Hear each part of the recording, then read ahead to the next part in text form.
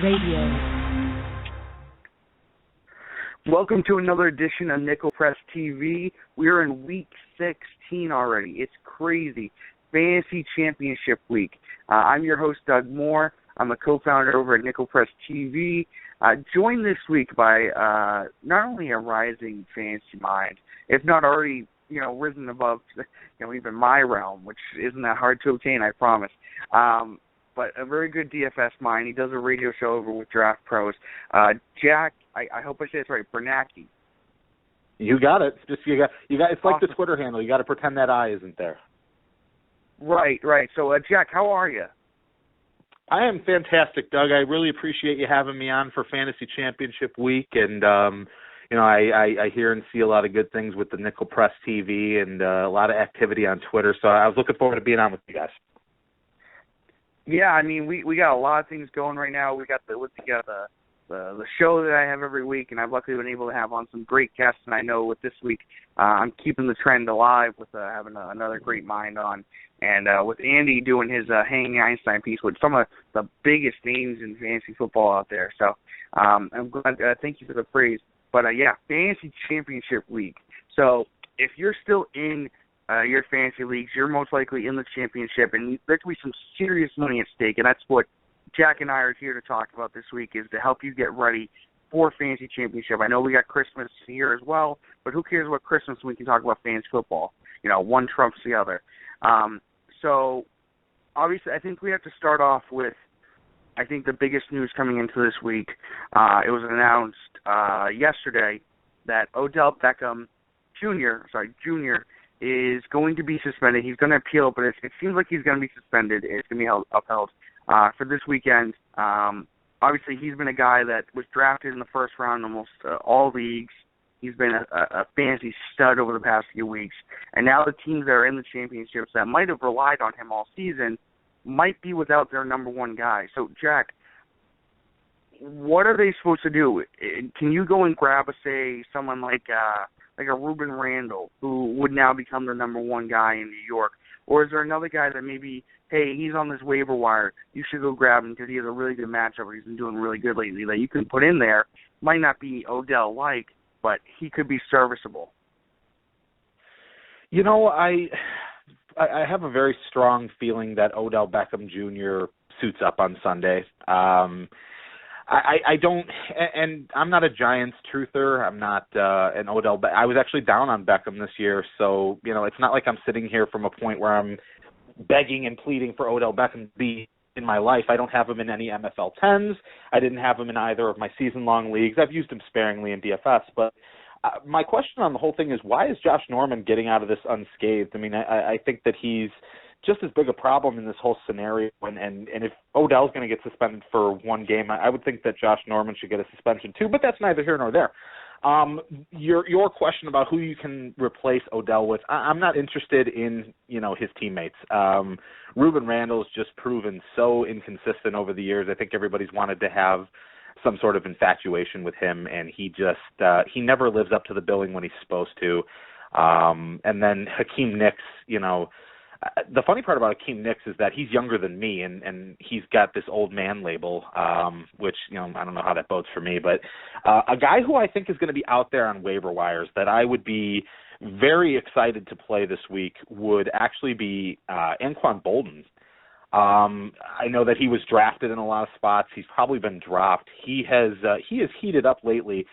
Removed the stinker against Cleveland where the entire 49er offense was just a joke. And you're looking at Boldin, who has target totals of 7, 11, 13, 3, that's the stinker in Cleveland, and 10 against Cincinnati. He has gone over 70 yards 3 separate times. He caught a touchdown last week. In full-point PPR formats, he's given his owners 14 points or more. Detroit, we saw them play well last night in New Orleans.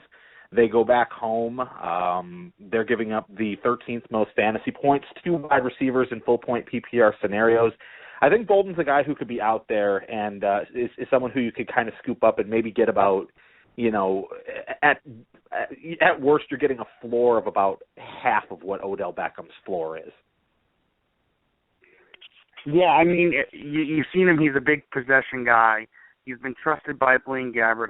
You pointed that out, and I think it's crazy to say, but it's true that we've seen better production out of the players in San Francisco with Blaine Gabbert at quarterback now. It's not to say that it's much of an improvement considering, where they were before, but it's something. And, Anquan Bolden, I think, even at his age, has always been a guy that if he had the right quarterback, we've seen him in Arizona and Baltimore now in San Francisco, where if he has a good quarterback, he's going to do well because I think he has that ability where he can play in the short to intermediate game, but also could fool you for a long game. So yeah, I like that pick as well.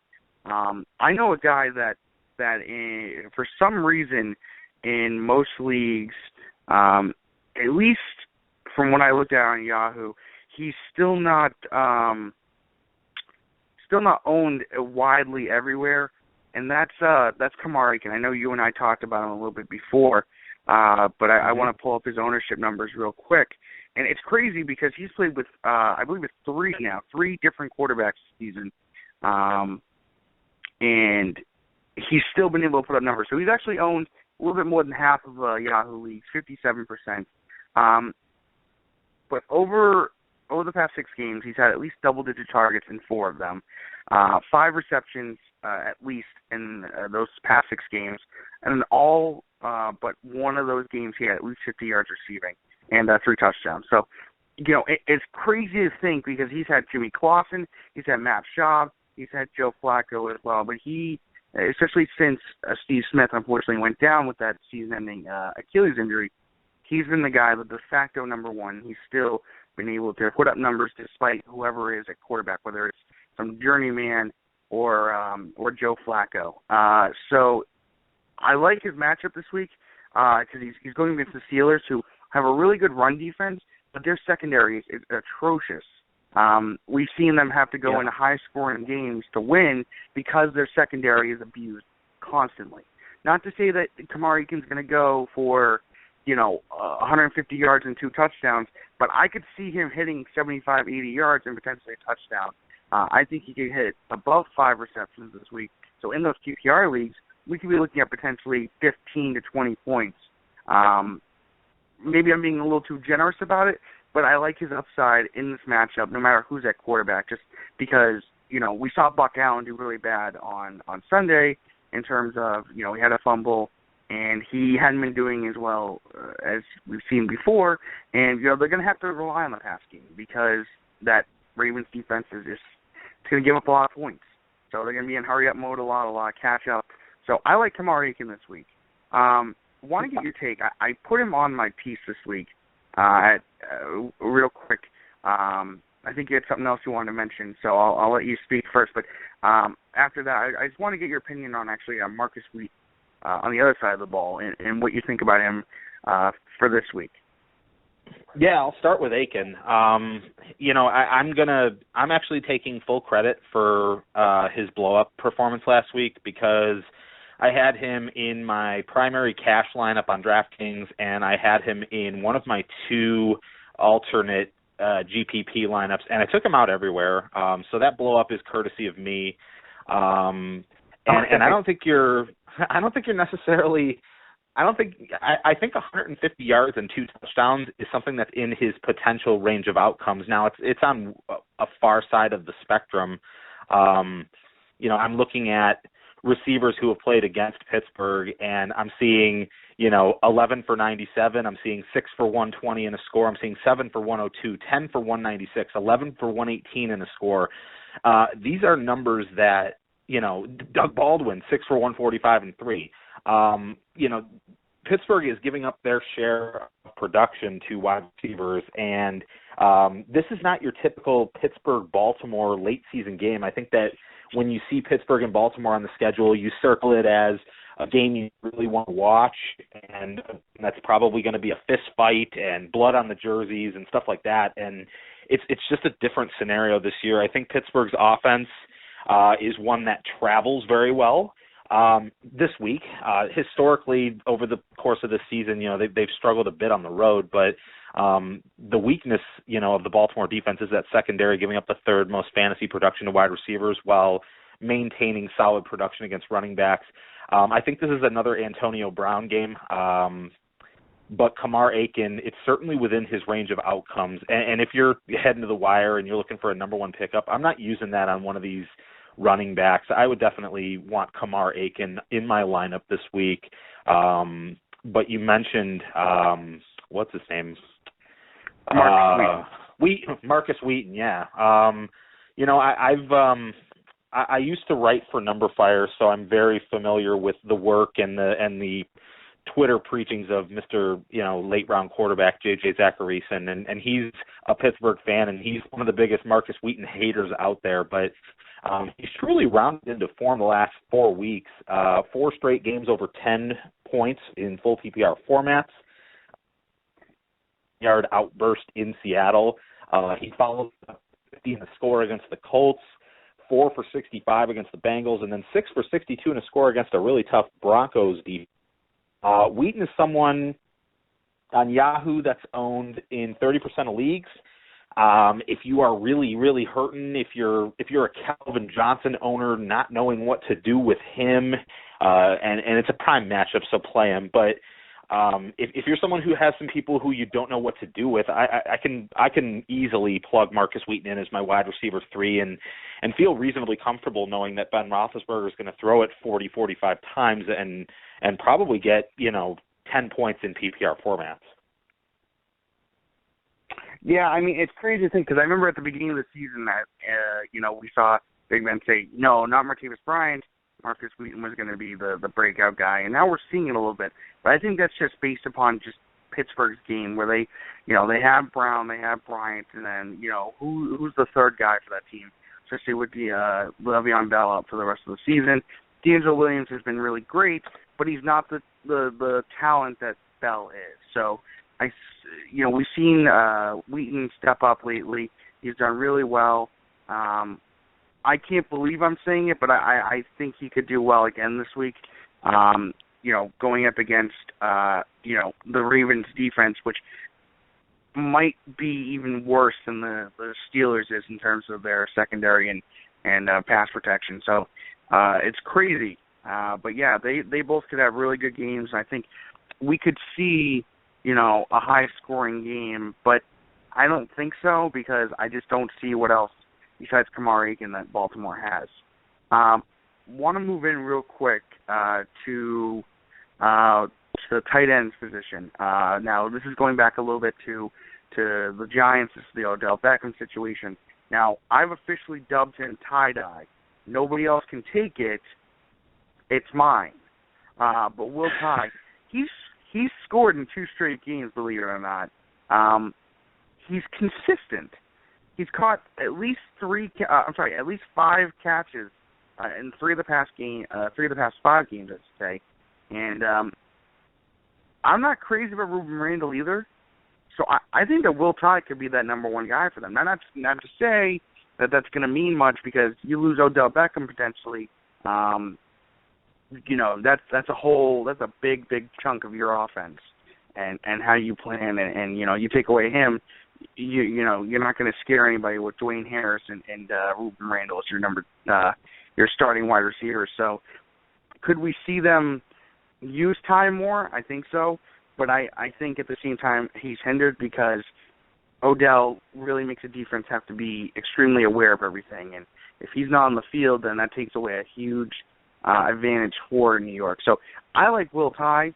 Now, granted, he's going against the Vikings. The Vikings are a solid defense, and it looks like they're going to get back to their 3 playmakers and Harrison Smith, Anthony Barr, and Laval Joseph this week after them missing out on Sunday. So is Will Tye maybe a guy that could benefit a little bit from Odell potentially being out, or should we just focus elsewhere? I mean, Will Tye is a player that, I'm seeing in 10% ownership in Yahoo right now, and I don't necessarily know if you have to have Will Tye. It really depends on what you're dealing with at tight end. If you're someone who lost Jimmy Graham and you're kind of, you're streaming every week, or you're, you were on the Heath Miller bandwagon for a while and you just don't trust the consistency there, or I mean, there's a lot of situations this weekend where, you might not trust your starting tight end. Will Tye, though, I can't really argue with the play. 5 straight games with over 10 points, full point PPR, 7, 8, 4, 5, 8 targets, 5, 6, 3, 5, 5 catches, touchdown in 2 straight games. Before that, he had 3 straight games over 50 yards. It called me crazy, but, when Antonio Brown had that streak of 5 catches for 50 yards, everyone dubbed him the king of the floor, and everyone, what a great floor. Will Tye, in a very small sample size, doing the same thing. I think he's really come on as someone who Eli trusts. Minnesota, not impervious to tight end production. They haven't given up a touchdown to a tight end since week 10. But then again, they haven't played exactly a murderer's row of late. We saw Zach Miller get involved in garbage time last week. Eric Ebron has scored on the Vikings defense twice this year. If no Odell Beckham Jr., I mean, even with or without Odell Beckham, I think Tye's a solid play. I would probably have him ranked outside of my top 12 tight ends for the week, though, but probably another player. I'm just looking at the DraftKings salary.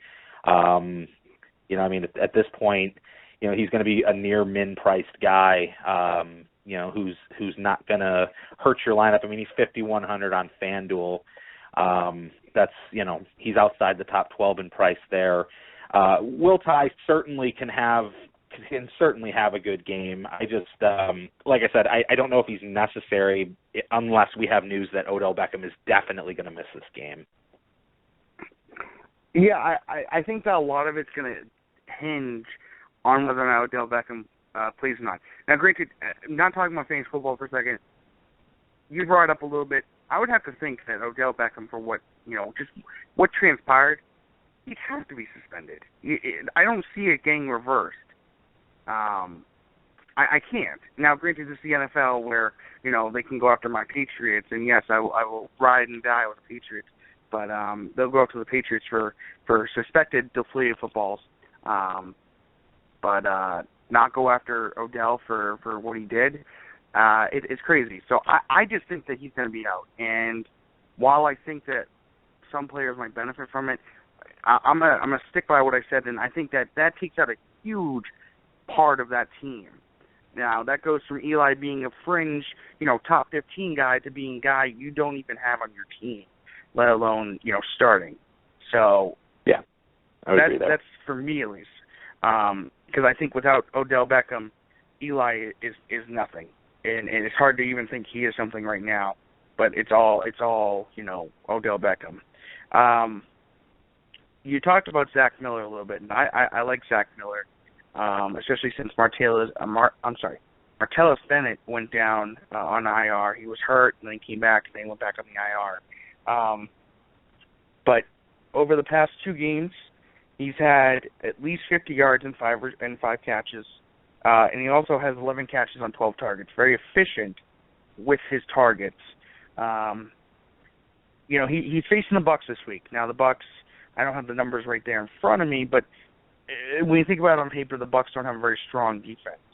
At least not when you compare it to the likes of the Seahawks, the Cardinals, the Denver Broncos, or the Patriots. Yes, the Patriots. And he's really become that number. I think he could contend for that number 2 spot in terms of the passing option. And you have a lot of flutter up there. I always think Alshon Jeffrey is number 1. And then, it can be a battle between, say, Matt Forte, Jeremy Langford, and Zach Miller. But he's put up decent numbers. So in the past 2 games, at least 10 points in full PPR. I think he's one of the more safer options.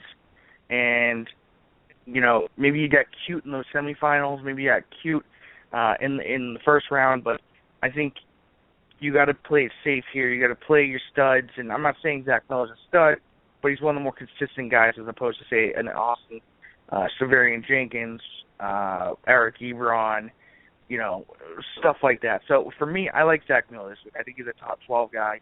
Maybe not lower end, maybe a 10 to 12 guy, but I think he could have another good week. But what do you think about him?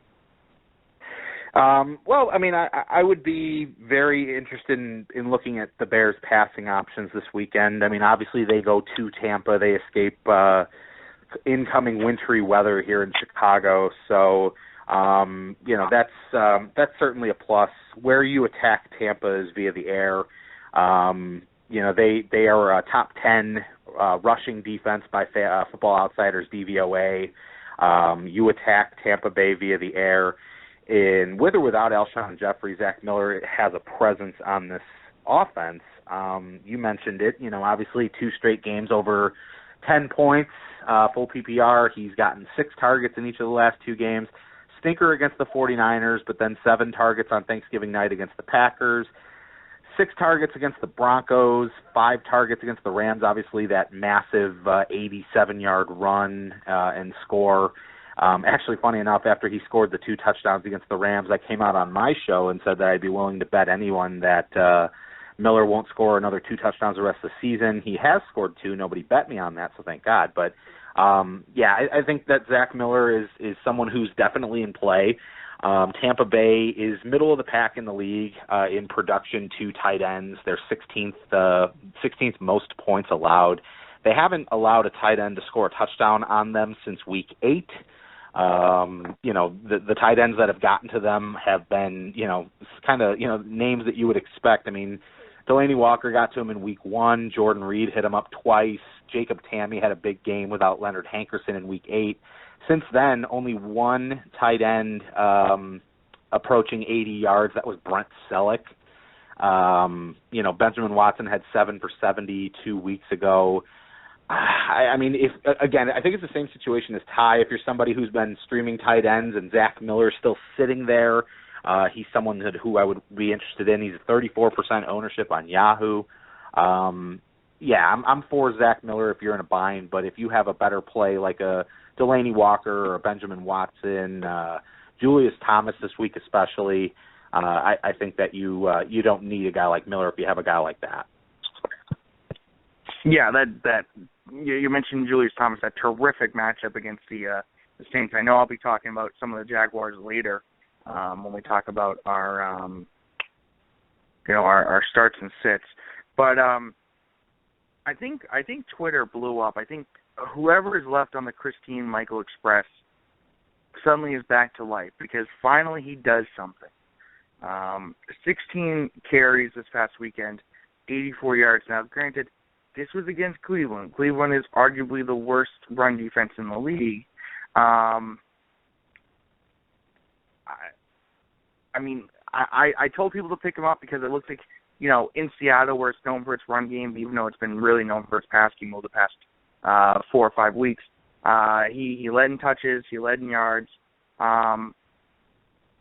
Is this a flash in the pan, or is Christine Michael a guy that you could put in your flex spot if you're looking for potential upside here? Seattle's running game I'm not 100% interested in any format. I don't see the touchdown upside. I think that you're looking at the same sort of scenario that you're looking at with Carolina's running backs. And, I've had a lot of questions come at me about, should I go get Cameron Artis-Payne? Should I make an ad for a Fozzie Whitaker or Mike Tolbert? And I think that once they get down into the red area, it's Cam Newton. With Seattle, it's Russell Wilson and his arm. I've been kind of steering people back to Week 7 of 2014 when, the Seahawks really inexplicably out of nowhere traded Percy Harvin, and then Russell Wilson blew up with, his dual threat productivity. And I see the same thing kind of happening now with the loss of Jimmy Graham. Obviously, they're without Marshawn Lynch for, the foreseeable future, and I think that the offense for the Seahawks hinges completely on Russell Wilson. I don't think Doug Baldwin slows down anytime soon. Love what I'm seeing out of Tyler Lockett. He's absolutely become the player that, people who took shots on him in their MFL 10s or, as a late rounder in a 14-team league, he's paid off. And I think that's how Seattle continues to attack. Now, obviously, last week against a very bad Cleveland defense, they ran the ball a ton. They actually ran more than they passed, but they did all their scoring via the air, and I think that's how that continues. So I'm going to go ahead and just say no to Christine Michael this week, although I could easily see him picking up another 15 to 17 touches. He's not going to be involved in the pass game. That's Fred Jackson territory. I think Michael's a floor play, and if you're comfortable with getting 6 to 8 points out of your flex spot, plug him in. But I think we can all aim higher.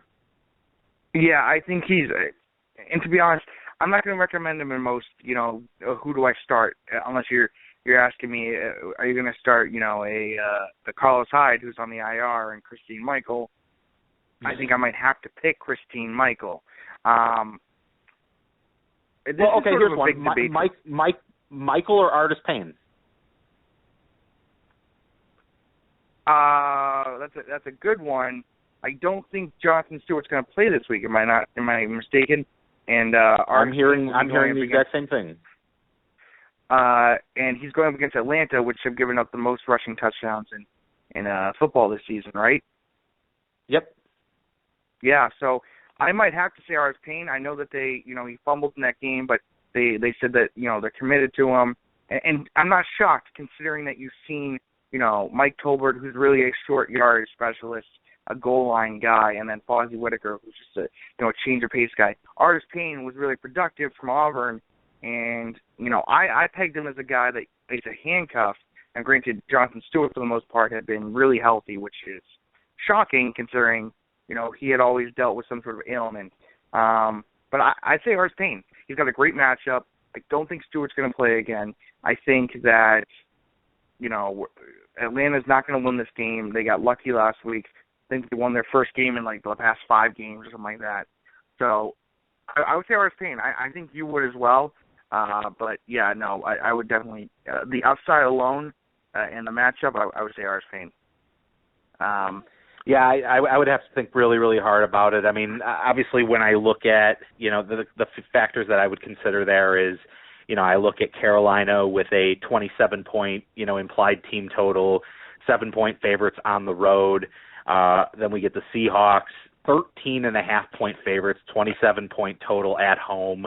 That for me, at least from a daily perspective, if I'm digging around that low, I probably want Christine Michael just because I think it's a blowout spot. But, if the Panthers are at home, I think that's an easy call for Cameron Artis Payne. But, it just lends itself to the conversation we're having about these types of backs. And, we're digging this deep at the end of the season. And, I don't think you're wrong with either, although I think Michael is probably, between those two, the safer bet to get double-digit touches.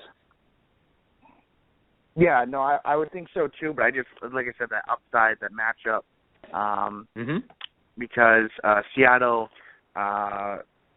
Seattle is going up against, oh God, forgive me. I think they're going up against, no, St. Louis. I thought they were going, St. Louis? Mm-hmm. Oh, okay, I was wrong. Yeah, I was wrong. Yep. I don't know why I had the Lions. Okay.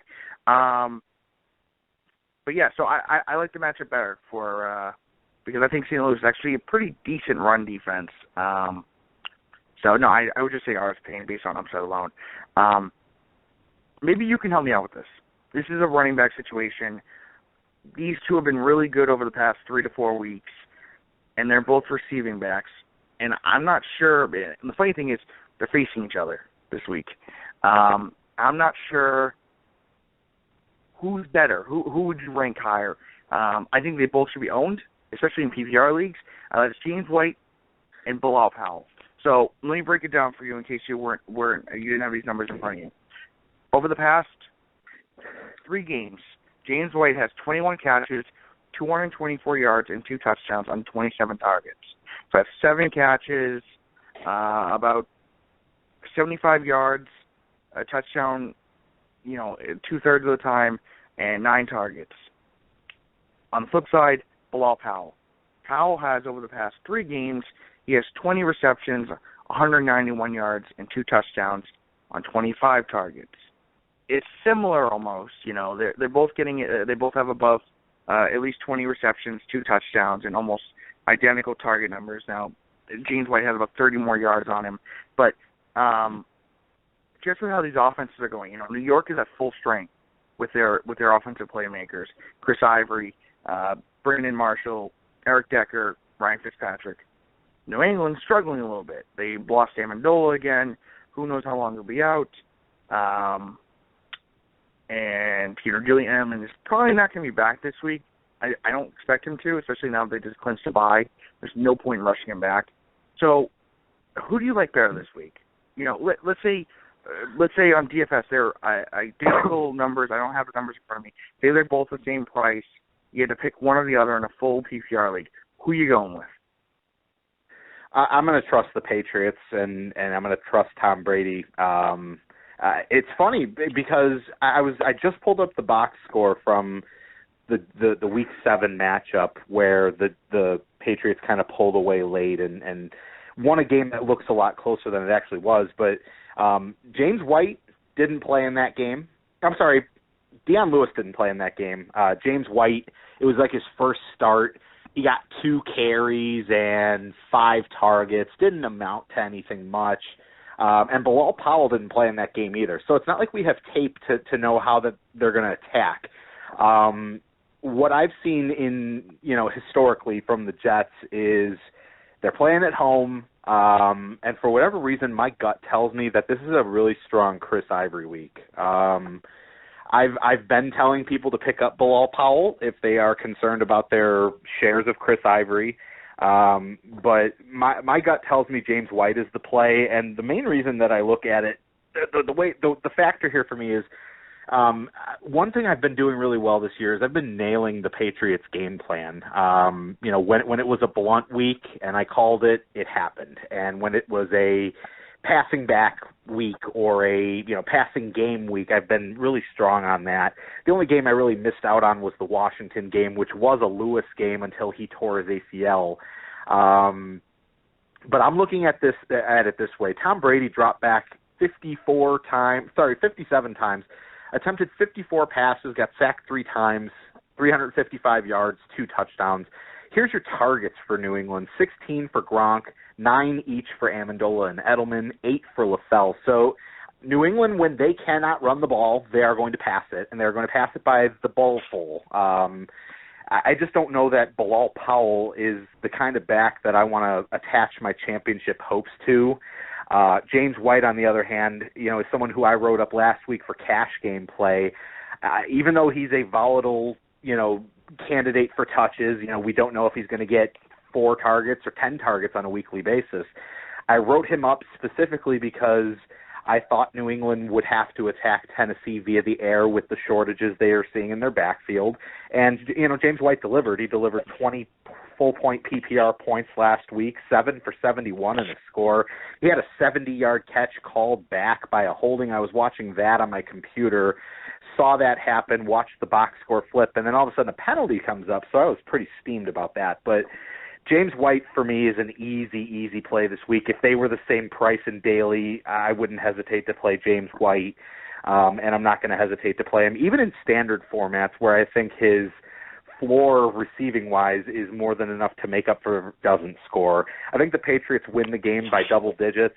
I think they put away the Jets. They have an opportunity to really knock the Jets out of the playoffs, and I think that's something Bill Belichick relishes the opportunity to do. So I'm saddling up with the Patriots this week. Yeah, and I think what we have going for them, I think I mentioned a little bit earlier, there's just nobody to throw to really besides Gronk now, assuming that Amendola and Edelman are out this week. And that's how you have to beat this New York Jets team, who all of a sudden have almost a better offensive image than defensive. They're almost known as more of an offensive team than the defensive team, and that's lack of that solid secondary play that we had hoped for, some injuries up front. So I think you're going to have to keep running up the score just to keep up with them, because I think both of these teams have good defenses, and then they also have, obviously, Tom Brady can lead any sort of pack of players to a win by 20 points. I firmly believe that, and we could see it again this week. And then Ryan Fitzpatrick, with all his weapons, could definitely put up some major points. So I think when you had mentioned even in non-PPR leagues, I think James White actually had a touchdown, rushing touchdown on Sunday. Yep. Only had like 4 carries the past 2 weeks, but he got a goal line touchdown. So that's also something to keep in mind. I believe, and forgive me, correct me if I'm wrong, but I think he actually did have a goal line touchdown on Sunday. So that's encouraging to see, especially for those who may not get a full point for PPR or nothing at all. White has had 2 short yardage rushing touchdowns in the last 6 weeks. Last week he caught a 30-yard screen pass for a touchdown.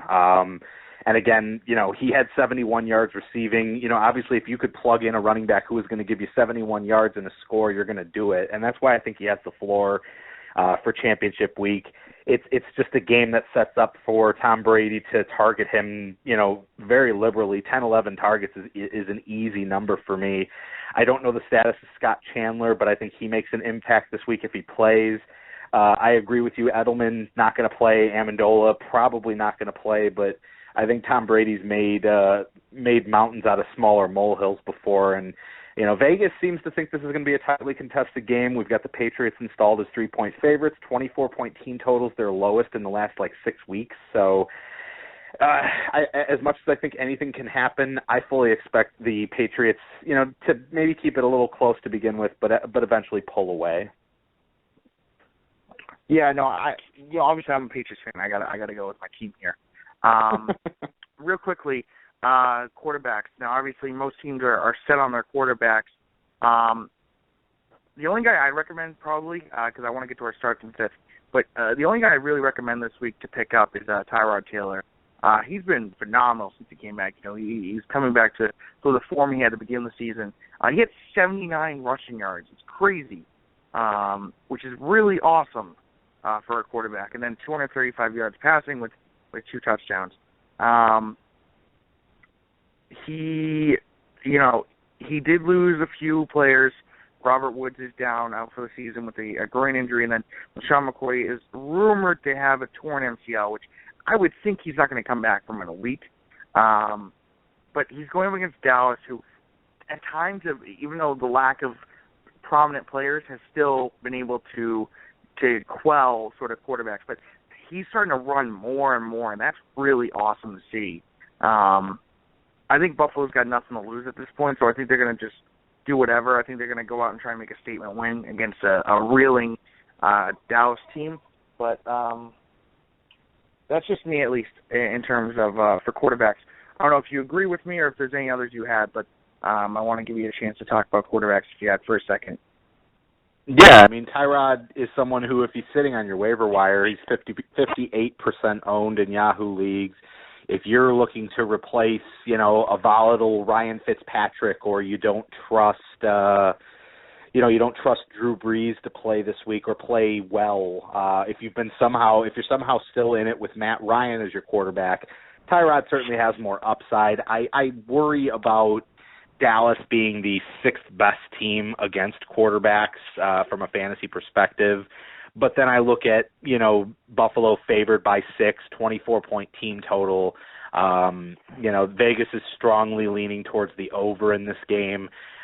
We get Tyrod Taylor, who has put up at least 19 fantasy points in 4 straight games. Like you said, he's running it a little bit more. Multiple touchdown passes in 3 of his last 4. He's really clicking with Sammy Watkins, and I think the fact that McCoy will not play in this game really lends itself to more of a passing game. I don't know if Buffalo can hit the over, but I don't know that Dallas has a whole lot to play for, and players on that team who are, on the wrong side of questionable are probably going to sit, and they're going to evaluate some talent. And so Tyrod Taylor, to me, he's a perfectly fine waiver pickup.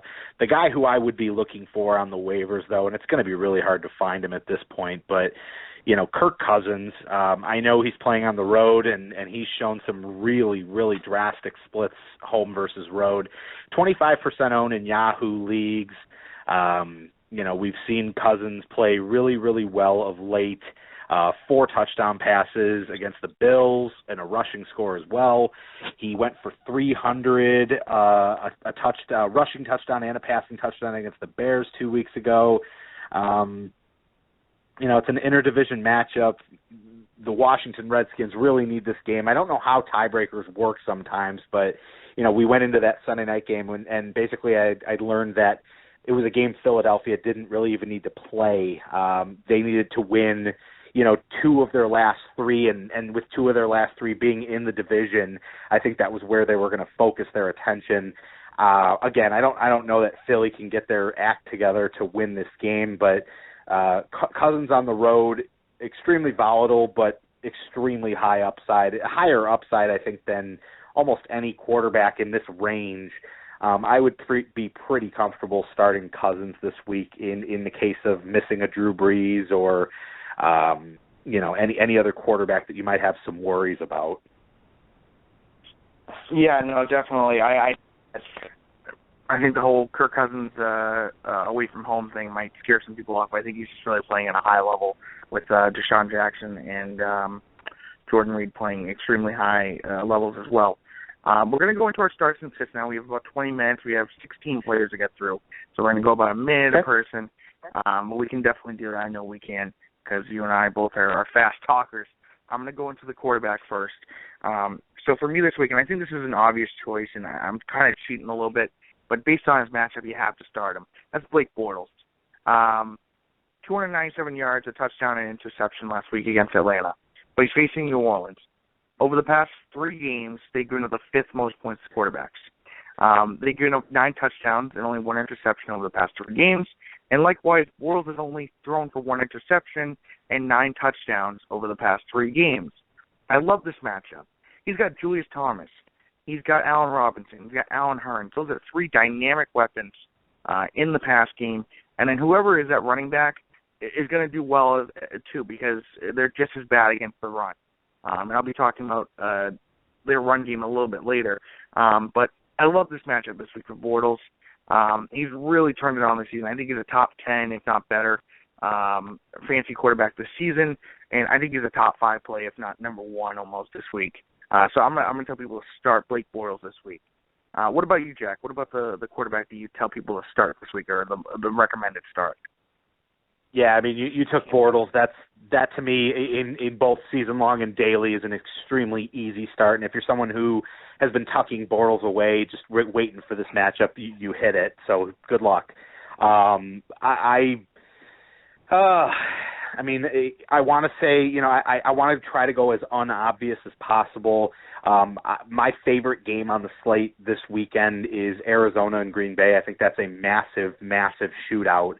And I think if you've been really hesitant with Aaron Rodgers, you should be really feeling pretty good about this matchup.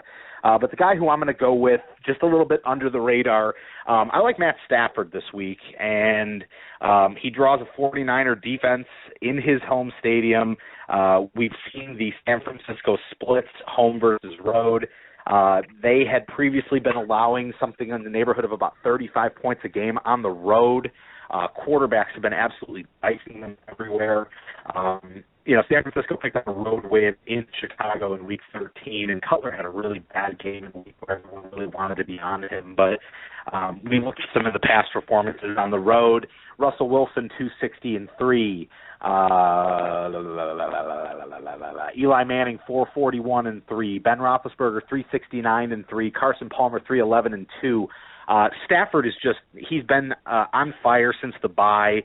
They got destroyed in London and just came back with a different personality, and Stafford's benefited from that. He didn't have the yardage on Monday night against the Saints, but 3 touchdown passes is what we're looking at. I think he can very easily duplicate that feat against the Lions. Against the 49ers, and I'm looking at a spread here, and I've got Detroit favored by 9, 27-point implied team total, which means Vegas expects them to score 3 to 4 touchdowns. That's not going to happen on the ground. Matt Stafford, fantastic play.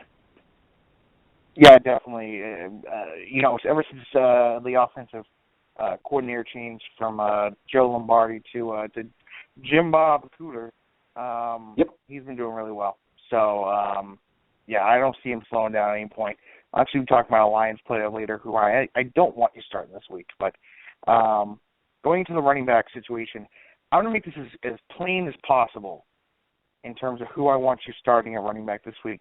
It may not seem plain, but it's as plain as I can make it. Whoever starts at running back for Jacksonville, whether it's T.J. Yeldon or Denard Robinson, I have a feeling Yeldon will be back.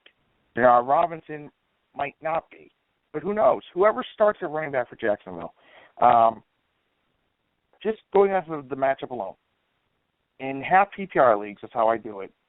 Over the past 3 weeks, New Orleans has given up the second most points to running backs. They have given up, on average, 123 yards rushing, 4 rushing touchdowns, and 66 yards receiving on average with 2 touchdowns. So that's basically 189 yards from scrimmage and 6 touchdowns. So, 6 touchdowns the past 3 games, and then per game they're giving up 189 yards from the last scrimmage. Whoever starts at running back, seriously, you just got to start them, whether it's Yeldon or Robinson. I don't know who it is, honestly. You know what? I have a feeling, but I don't know. It's truly a 50-50 here right now. Who knows? But whoever starts there, you gotta play him. It's just this matchup alone. But what about you, Jack? What about the running back that you told people will start this week? Yeah, I mean, if you're still holding on to him, and actually in my primary season-long league, I was just defeated by a team who has been playing him. If you've been holding on to Frank Gore, this is why you're holding on to him. You get a Colts matchup in. I think they're in Miami, and I'm correct, they're in Miami. We're not going to have Andrew Luck back in this spot. There's no line on this game yet because I think that Vegas is still waiting on official news there. But Miami's given up the second most fantasy points to opposing running backs this season. We just saw Danny Woodhead score 4 touchdowns against them. I'm not calling that for Frank Gore, but there's really no one stealing his work. We've seen Dan Herron spell him. We've seen Zerlon Tipton play minimal snaps. This is why you have Frank Gore. Whoever quarterbacks for Indy, is going to turn around and hand the ball off, 20, 25 times, hopefully, in this game. Miami has quit on this season.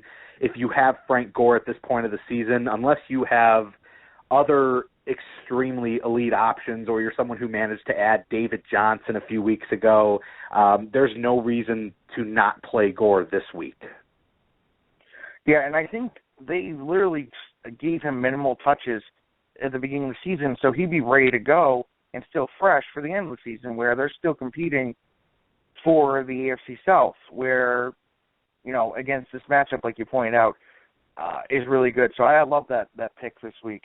For my wide receiver this week, it's a guy we actually talked about heavily earlier. It's Kamar Aiken. I'm actually telling you not only to pick him up, I'm telling you got to must start him this week. 8 catches, 12 targets, 128 yards against Kansas City. Kansas City that has Marcus Peters, Eric Berry on it. That secondary has done really well as of late, but they still give up that to Kamar Aiken. Facing Pittsburgh, like we said, a leaky secondary. In half PPR leagues over the past 3 weeks, the 6th most points to wide receivers they've given up. He had at least 5 catches in the past 7 games. Pittsburgh has given up over 200 yards per game on average to wide receivers, 610 to be exact. And I literally wrote here, can do well no matter the quarterback.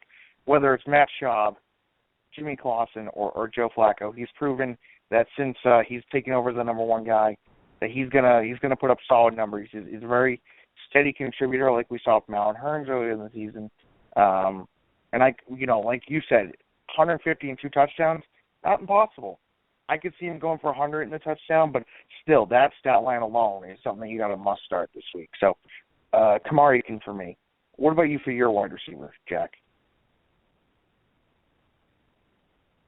He was looking very, very hard at Stephon Diggs because he fell off the fantasy radar completely a few weeks back, and obviously 2 touchdowns last week. He only had 4 targets, and Teddy Bridgewater's kind of doing exactly what he did last year and coming around towards the end of the season. I'm concerned about the 4 targets. So as much as I wanted to say Diggs, I actually switched it up last millisecond. And a guy who I wanted to mention earlier when we were talking about pickups, didn't get a chance to, but a lot of people are going to ignore the Thursday night game. San Diego in Oakland. San Diego is done playing at home, so they have the emotion of, they're possibly not playing in their home stadium ever again. They have that off their shoulders. Short week for both teams, but we're dealing with two teams in California, so it's not like it's a major road trip. I like Dontrell Inman, somebody who has really stepped up and earned the trust of Phillip Rivers in a completely banged-up wide receiver core. I would expect Stevie Johnson to once again sit, which opens a lot of targets. And now, 8% owned in Yahoo leagues. He sat out week 14 in that mess of a game in Kansas City, but last week, 5 targets, 3 catches, 78 yards. He had a stinker against Denver, as everybody tends to, except Antonio Brown. But before that, he had 9 targets in Jacksonville. He had 5 targets against Kansas City, 5 targets against the Bears on a Monday night. So Dontrell Inman is someone who is, I think he's a floor play. I think he's someone who can get in the end zone. We've seen Oakland struggle with tight ends, and a lot of people will flock to Antonio Gates, but I think Inman could end up being the really, really solid play here, as Oakland is still one of the worst pass defenses in the league. Neither team really playing for positioning here. San Diego lost the first matchup to the Raiders earlier in the season. I usually like to jump on the opposite team for second meetings inside the division. I think Phillip Rivers is going to go out with a bang to end the season, and Dontrell Inman is going to be someone who we can roster with some confidence this week. I like that pick, especially with, just a lack of wide receiver options in San Diego. So we got 9 minutes. We got to get through 10 players. We can do this, though. So we're going to go a little more rapid fire this time. Starting tight end this week for me is going to be Ben Watson. 12 targets, 6 catches, 49 yards, and a touchdown against Detroit. Facing Jacksonville, has given up 2 touchdowns in the past 3 games, which has actually been against one team, which was Tennessee. Their numbers are a little bit skewed. They faced Atlanta and Indianapolis, 2 teams that really do not use their tight ends, but gave up 103 yards and 2 touchdowns to Tennessee in Week 13. Ben Watson is a huge focal point of this offense. He's been doing really well. And, just Jacksonville can be exposed when they face actually decent talent at the tight end position. Yeah, I'll go opposite side of the ball there. You took Blake Bortles, and I'll take Julius Thomas. You don't get much better of a matchup this week. This is why you have Julius Thomas. I know I'm saying that quite a bit, but we've had a lot of players who were drafted in these middle rounds that we've been holding on to in hopes of hitting a matchup late in the season. And Julius Thomas is the nuts this week at tight end. As soon as this spread comes out, which, as soon as we get some Breeze news, I assume we'll have Jacksonville potentially favored in New Orleans, which is a weird spot for them to be in. I expect a high total in this game. While people are sifting through the agonizing decision of Hearns versus Robinson, be the guy who's ahead of the curve and start Julius Thomas. He's my favorite DFS play this week as well. Yeah, definitely, especially against, New Orleans has just been giving up points at every position in Canadian football. Moving over to the side, the sit side, I should say. So my quarterback is actually going to be the guy going up against my Patriots this week. And anybody who's been following me on Twitter knows that I love this guy, but not this week. It's actually Ryan Fitzpatrick. 299 yards, a touchdown, and an interception against Dallas. Facing New England, they give up the 3rd fewest points to quarterbacks over the past 3 games. Giving up, on average, 184 yards passing over the past 3 games, and only 4 touchdowns in the past 3 games, which is, not even 2 a game. So I hate this matchup this week. I think New England could be at full strength. I think everybody on defense was at practice today. So who knows? But still, look what they did against Tennessee, and just look how they've been doing really good lately with Logan Ryan and Malcolm Butler and Patrick Chung and Devin McCourty if he does play. So I just don't like this matchup this week for Fitzpatrick. What about you for your must-sit quarterback this week? Yeah, it's tough because I like a lot of quarterbacks this week, and the guy I'm going to give is someone who you're probably not going to start anyway, but Alex Smith at home 13-point favorite. We got a high team total. I think a lot of people are going to see Cleveland and think, boy, I could stream Alex Smith with a lot of success this week. I just think this is a Sharkhandrick West game. Spencer Ware was an emergency back last week. He'll probably be back this week. I could see Kansas City running it 35, 40 times, trying to just get out of there with a quick ninth straight victory and move on. Cleveland is a doormat at this point. Don't start Alex Smith this week. Yeah, no, I wouldn't recommend it either. So the must-sit running back this week is actually going to be a guy who scored 2 touchdowns last week, Jeremy Hill.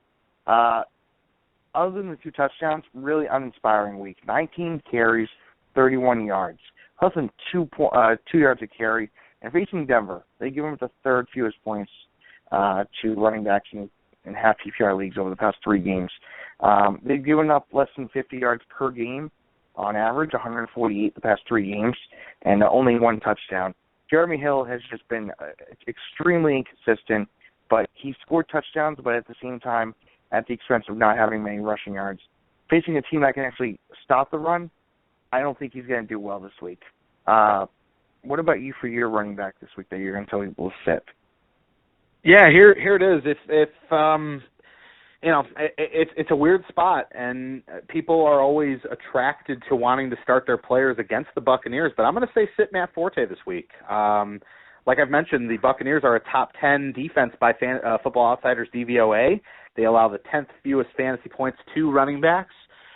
They have been hit for 100 yards rushing once this season. Playing at home as favorites, I mentioned it before, I think that the way you attack Tampa is through the air. I don't like Matt Forte to have a lot of yardage through the run game. I know the Bears are top 5 in the league at running the ball as far as attempts go, but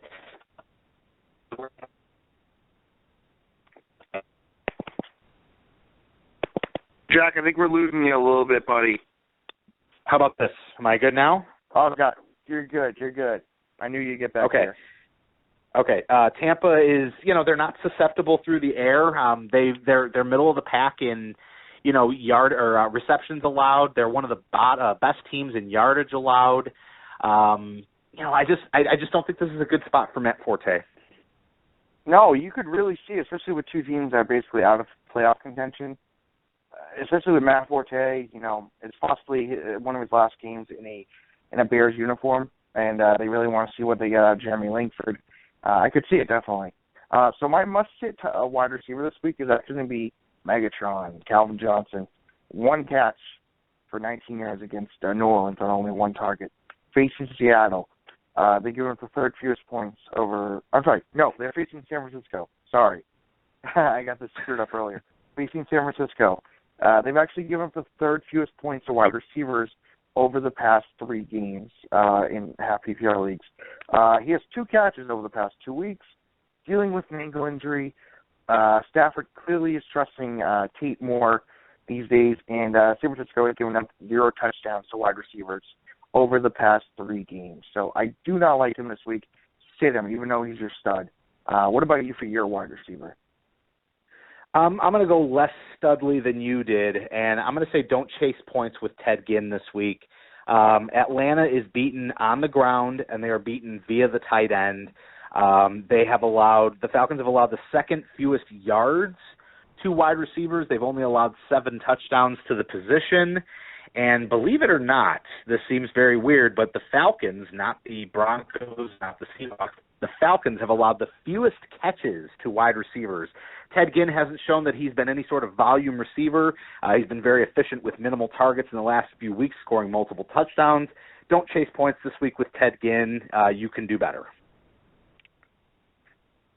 Yeah, no, it's just he's a boomer bust guy. Got 60 seconds. We're going to go through our tight ends really quick. Travis Kelce for me. He is facing Cleveland. They've given up 0 touchdowns and only 100 yards in the past 3 games to tight ends. And he scored only 2 touchdowns in the past 7 games and 50 yards or more in only 3 of the past 7 games. What about you for your tight end? Same game, other side of the ball. Gary Barnidge. Kansas City allowing the fewest points to opposing tight ends. 529 yards. That's it against Kansas City via the tight end spot. I can't start Barnage this week. It's tough for me to hear that. We got 15 seconds left. Be sure to follow Jack on Twitter at Biernacki6. Follow DraftPros at DraftPros. Follow me on Twitter at DMoreNFL. Follow the Nickel Press at Nickel Press TV. Good luck this week. Win some money.